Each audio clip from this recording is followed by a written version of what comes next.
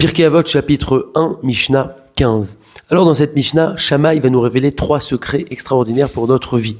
Shammai Omer, premièrement, Aseh Torah Techa Keva, fais de ta Torah quelque chose de fixe. Aseh Limud Torah Ikar, fais de ton étude de la Torah le principal. Vekol She'arasakecha Tafel, et tout le reste des occupations, faisant quelque chose de secondaire, comme nous l'explique le Rambam. Vous savez honnêtement ô combien on a l'habitude, en tant qu'humain, de faire exactement l'inverse. On fait tout le reste et ensuite, s'il reste un peu de temps ou de force, on fait Torah, Mitzvot, Hachem, etc. Alors à nous de rétablir et de régler nos priorités. Également dans les Avot de Rabbi Nathan, on explique le Aseh Torah Techa Keva, le fait de faire sa Torah quelque chose de fixe. Comment?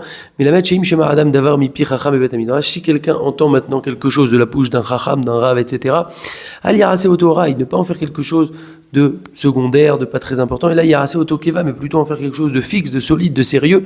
Chez Arzor la Davar Vishmerenu Belibo, de revenir sur la chose, de la garder en son cœur, de l'appliquer, etc. Tout ce qu'on entend, on doit l'apprendre, on doit l'intégrer, etc. Ou Mashelama d'Adam Yaraseh, et ce qu'on a appris, on doit l'appliquer. Veilmad l'Achirim Yarasu, et également l'enseigner à d'autres personnes pour qu'ils puissent aussi, pour que ces personnes puissent agir. Deuxième chose que nous dit Shammai, Emor Me'at Ve'aseh Arbe, dit peu et fait beaucoup. Comme Avraham Avinu qui a dit au début, Ve'ekra Pat Lechem, je vais prendre du pain quand il a reçu les invités. Et puis après, il est marqué, Vaikar Chema Ve'chalav Ben Bakar Aseh Asher Asa Veitan Lifnehem. Finalement, qu'est-ce qu'il a fait? Il a pris du beurre, du lait, de la viande, etc. Donc il a dit peu et finalement il a fait beaucoup plus que ce qu'il avait dit.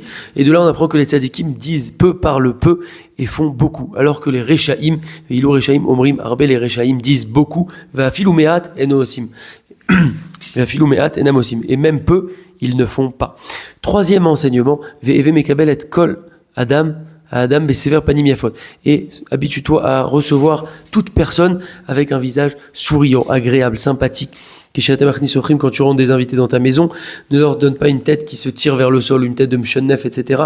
Parce que même si une personne tend une tête, tire une tête horrible, même s'il donne tous les cadeaux du monde possible, alors c'est comme s'il n'avait rien donné. Par contre, quelqu'un qui reçoit avec le sourire, avec un beau visage, etc., même s'il n'a rien donné, c'est comme s'il avait tout donné. C'est ce que nous explique ici le Kéati. On a donc vu 3 notions que nous dit Shammai, faire de notre Torah quelque chose de fixe, en quelque sorte notre priorité dans notre vie, et tout le reste vient après.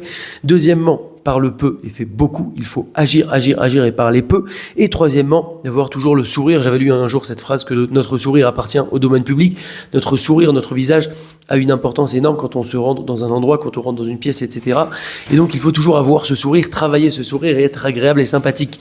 N'hésitez pas à partager cette vidéo pour ceux qui veulent rejoindre le groupe pour la recevoir régulièrement. Vous avez dans la description de cette vidéo le lien du groupe WhatsApp dédié.